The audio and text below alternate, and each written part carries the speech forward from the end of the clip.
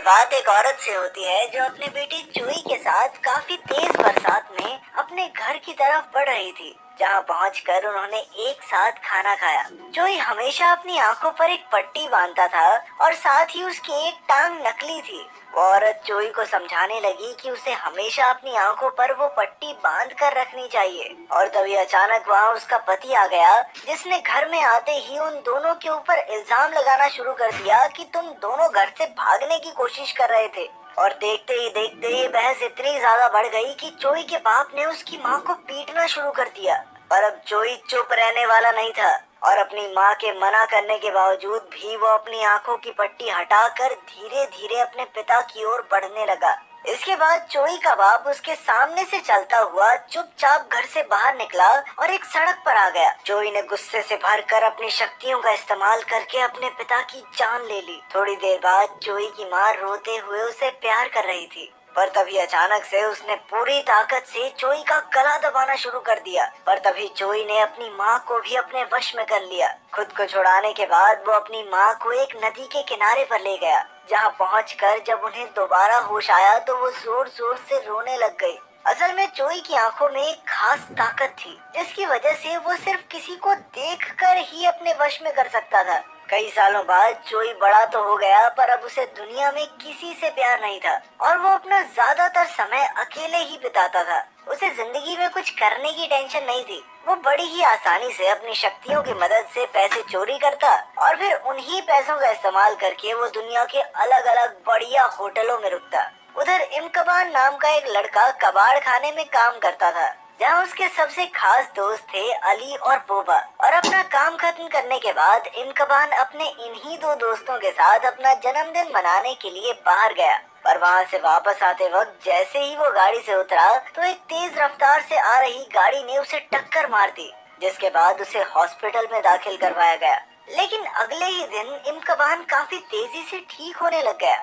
लेकिन तभी उसे अपने दोस्तों से खबर मिली कि उसे नौकरी से निकाल दिया गया है, जिसे सुनते ही वो अपने लिए एक नई नौकरी ढूंढने में लग गया। और कई दिनों तक नौकरी ढूंढने के बाद उसे यूटोपिया नाम की एक दुकान के बारे में पता चला। असल में ये दुकान जुंगसिक नाम के एक आदमी की थी, जिसे वो अपनी बेटी यांगोंग के साथ मिलकर चलाता था। अपने और दुकान के बारे में जानकारी देने के बाद जुंगसिक ने इमकबान को बताया कि कैसे पिछले कुछ समय से उनकी दुकान से पैसे गायब हो रहे हैं और कैमरास लगे होने के बावजूद भी वो किसी को नहीं पकड़ पाए थे। अगले दिन जब इमकबान काम पर गया तो उसकी मुलाकात यांगोंग से हुई। उन दोनों के बीच काफी अच्छी बातचीत हुई और वो दोनों जल्द ही बहुत अच्छे दोस्त भी बन गए। उसी दिन अली और बोबा भी इमकबान से मिलने के लिए दुकान में आए, जिसके बाद वो सभी साथ बैठकर बातें कर ही रहे थे कि तभी अचानक से चोई वहां आ गया और उसने तुरंत ही सभी लोगों को अपने वश में कर लिया। अब उसकी शक्तियाँ बचपन के मुकाबले काफी ज्यादा बढ़ चुकी थी और अब वो एक साथ कई सारे लोगों को अपने वश में कर सकता था। इसके बाद उसने बॉस को तिजोरी से पैसे निकालने के लिए भेज दिया, पर तभी इमकबान को कुछ अजीब सा महसूस होने लग गया और तभी उसे एहसास हुआ कि वो अपने शरीर को हिला ही नहीं पा रहा। पर फिर भी उसने पूरी कोशिश करके खुद पर काबू पा ही लिया और अब इमकबान के ऊपर चोई की शक्तियों का कोई असर नहीं था। और अपनी आंखों से ये चीज पहली बार होते देखकर चोई पूरी तरह हैरान रह गया। पर फिर उसने इमकबान को रोकने के लिए अली और बोबा का इस्तेमाल किया, जिसके बाद उसने यांगोंग का इस्तेमाल करके उसकी पीठ में चाकू मरवा दिया। इमकबान ने फिर भी चोई का मुकाबला करने की कोशिश की, पर अंत में चोई ने उसके ही बॉस से उसे बिजली के झटके लगवा दिए। इस हादसे के तुरंत बाद इमकबान और उसके बॉस को हॉस्पिटल ले जाया गया, जहां इमकबान तो जिंदा बच गया, पर उसके बॉस की वहीं मौके पर मौत हो गई। उधर चोई को समझ ही नहीं आ रहा था कि आखिर कोई इंसान उसकी शक्तियों से कैसे बच सकता है। और इधर इमकबान और उसके दोस्त दुकान में लगे हुए कैमरास की फुटेज को निकाल ही रहे थे कि तभी चोई भी उस वीडियो को लेने के लिए वहां पहुंच गया। लेकिन इस बार वो अपने साथ कई सारे और लोग भी लाया था, जिन्हें उसने अपने वश में किया हुआ था। खतरा देखते हुए अली और बोबा तो तुरंत वहां से भाग गए, लेकिन इमकबान उस सीसीटीवी फुटेज को लेकर वहीं पर छुप गया। लेकिन चोई भी इतनी आसानी से हार मानने वाला नहीं था। उसने इमकबान पर हमला करना शुरू कर दिया और जल्द ही उनकी लड़ाई दुकान से निकलकर सड़कों पर पहुंच गई, जहां चोई बिल्कुल अकेला था। और अब तक इमकबान भी समझ गया था कि चोई को हमला करने के लिए लोगों की जरूरत थी। और इसलिए अब उसने चोई का पीछा करना शुरू कर दिया। जिसके बाद वो लोग सड़क के किनारे पर पहुंच गए, जहां जैसे ही इमकबान चोई का सामना करने के लिए गाड़ी से उतरा तो कुछ लोगों ने उसे घेर लिया। वो सभी उस वक्त चोई के वश में थे और उसी के कहने पर उन्होंने इमकबान पर हमला कर दिया। और इससे पहले कि वो इमकबान को खत्म कर पाते, उसने अपनी इलेक्ट्रिक गन से चोई पर हमला कर दिया, जिसके जबरदस्त झटके की वजह से उसका ध्यान भटक गया। और इसी मौके का फायदा उठाकर उसने चोई के मुंह पर कपड़ा डाल दिया ताकि वो किसी को देख ही ना सके। इसके बाद वो चोई को लेकर पुलिस स्टेशन पहुंचा, जहां पुलिस वालों ने उसकी बात पर भरोसा ही नहीं किया और उल्टा वो तो इमकबान को ही नशेड़ी कह के बुलाने लगे। इमकबान के बहुत मना करने के बावजूद भी उन्होंने चोई के मुंह से कपड़ा हटा दिया, जिसके हटते ही सभी पुलिस वाले उसके वश में आ गए।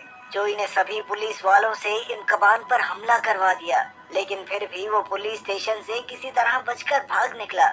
इसके बाद इमकबान सीधा रेलवे स्टेशन पहुंचा, पर चोई अभी भी उसका पीछा कर रहा था। और जैसे ही इमकबान उस पर हमला करने के लिए आगे बढ़ा तो चोई ने वहां मौजूद सभी लोगों को अपने वश में करके उसे वहीं रोक दिया। और अपनी इसी कोशिश में चोई ने एक औरत को अपने वश में करके उसके हाथ में मौजूद बच्चा रेलवे ट्रैक की तरफ फेंकवा दिया। एक ट्रेन काफी तेज रफ्तार से उस बच्चे की ओर बढ़ रही थी। ये देखते ही इमकबान उस बच्चे को बचाने के लिए ट्रेन के सामने कूद गया, जिस वजह से उसे काफी ज्यादा चोट आई। और उसकी ये हालत देखकर चोई उसे वहीं रेलवे स्टेशन पर मरने के लिए छोड़कर अपने होटल के लिए निकल गया, जहां पहुंचकर उसने देखा कि उसका कमरा पुलिस वालों से भरा हुआ था।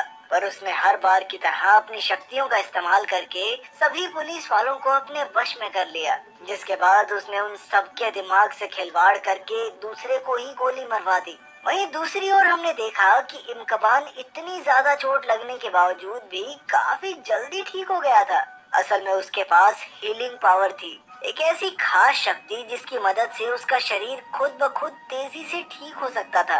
पर अब इमकबान समझ गया था कि चोई अपने फायदे के लिए बिना सोचे हजारों लोगों की भी जान ले सकता है, और इसलिए उसने सोच लिया कि उसे चोई को खत्म करना ही होगा। इस काम के लिए उसने अली और बोबा को भी अपने साथ प्लान में शामिल कर लिया, जो अपने दोस्त की बात पर भरोसा करके तुरंत ही तैयार भी हो गए। अब प्लान के मुताबिक अली ने एक खास वैन तैयार की, जिसमें उसने एक फ्लेयर गन भी लगाई थी, जिसकी मदद से वो चोई को कुछ वक्त के लिए अंधा कर सकते थे।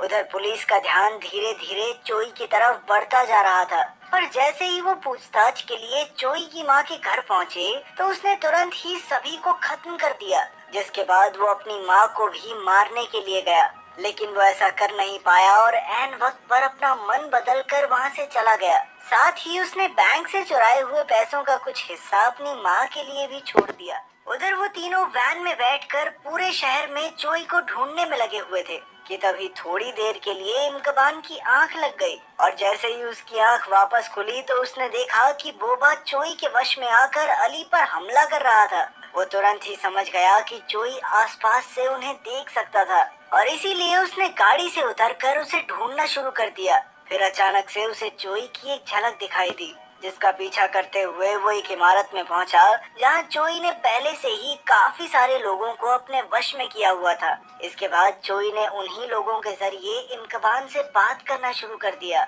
और उसके मुताबिक सबकी मौत के पीछे सारी गलती इमकबान की ही थी। और वो कहने लगा कि इमकबान की गलती की वजह से इतने सारे लोग मारे गए, क्योंकि उसने बिना बात चोई के काम में दखल अंदाजी की थी। वो आराम से चोरी करता था और चला जाता था, लोग मरते तो नहीं थे ना कम से कम। अपनी बात खत्म करने के बाद चोई ने एक एक करके सभी लोगों को नीचे गिराना शुरू कर दिया, जिसे रोकने के लिए इमकबान चाहकर भी कुछ नहीं कर सकता था। उस इमारत से बाहर निकलते ही अली और बोबा ने अपनी फ्लेयर गन से चोई पर हमला तो किया, पर इसका कोई खास फायदा नहीं हुआ, और उसने उन दोनों को भी अपने वश में कर लिया। अपने प्लान के फेल होने के बाद इमकबान काफी देर तक अपने दोस्तों को ढूंढता रहा, और उनका कोई सुराग न मिलने पर वो वापस दुकान पर आ गया, जहां पहुंचते ही उसे एक और बड़ा झटका लगा। असल में चोई ने अली और बोबा को रस्सी के फंदों से लटकाया हुआ था, और जैसे ही वो उन्हें बचाने के लिए आगे बढ़ा तो चोई ने उसे भी बेहोश कर दिया, और जैसे ही उसकी आंख खुली तो वो भी अपने दोस्तों की तरह फंदे से बंधा हुआ था। इसके तुरंत बाद चोई उन तीनों को मरने के लिए छोड़कर वहां से चला गया। पर तभी किस्मत से इमकबान की नजर ऊपर पड़े हुए एक चाकू पर चली गई, जिसका इस्तेमाल उसने अपनी रस्सी काटने के लिए किया। पर लाख कोशिशों के बाद भी वो अपने दोस्तों को नहीं बचा पाया। उधर दुकान से निकलते ही चोई की नजर यांगोंग पर पड़ी और उसने उसे भी अपने वश में करके गाड़ी में बैठा लिया।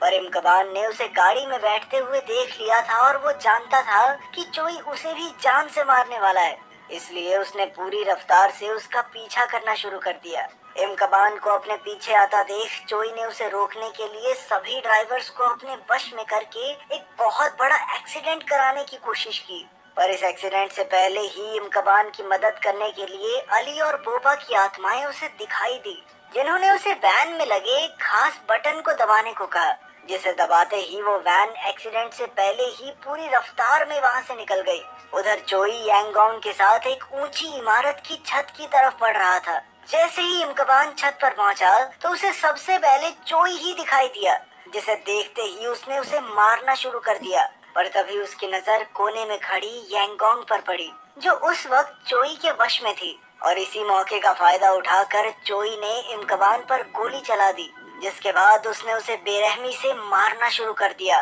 पर इससे पहले कि वो इमकबान को खत्म कर पाता, वो चोई को उसके परिवार के बारे में चिढ़ाने लगा। इमकबान ने उसके परिवार के बारे में कुछ ऐसी बातें बोलना शुरू कर दिया जिससे चोई का ध्यान भटक गया, और इसी मौके का फायदा उठाकर इमकबान चोई को पकड़कर छत से नीचे कूद गया। इस हादसे में वो तो अपनी जल्दी से ठीक हो जाने की शक्ति की वजह से बच गया, पर चोई जिंदा नहीं बच पाया। कुछ सालों बाद इमकबान एक व्हील चेयर के सहारे रेलवे स्टेशन से जा रहा था, जहां उसकी मुलाकात यांगोंग से हुई, जो अब एक एयर होस्टेस बन चुकी थी। पर तभी वहां कुछ लोगों ने देखा कि एक बच्चा रेलवे की पटरी पर गिर गया था, पर कोई भी उसे बचाने के लिए आगे नहीं बढ़ रहा था। और तभी सनसनाती हुई रफ्तार में एक ट्रेन वहां से गुजर गई। सभी लोग ये देखकर बहुत ज्यादा उदास हो गए, पर ट्रेन के गुजरने के बाद सबने देखा कि इमकबान ने उस बच्चे